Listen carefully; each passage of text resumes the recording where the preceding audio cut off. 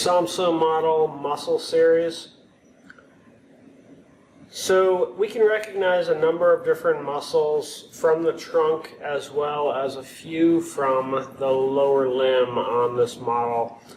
Starting at the inferior portion of the model, so down this way, just recognizing the bones to orient you. This is basically the coxal bone, which is made up of the ilium, the ischium, and the pubis. Here we're looking at basically a cross-section cut on sort of a frontal plane of the body.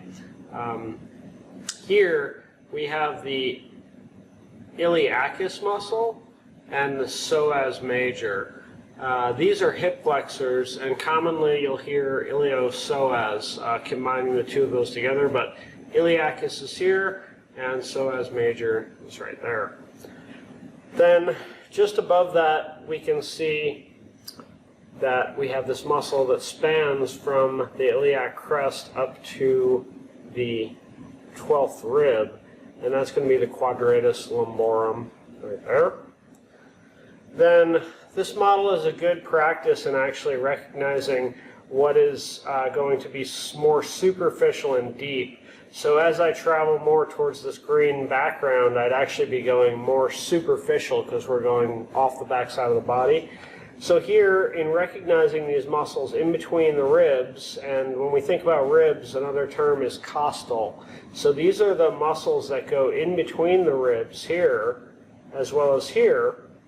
So these are going to be called the intercostal muscles. So this is going to be more superficial, the external intercostal, and this is going to be deeper, the internal intercostal.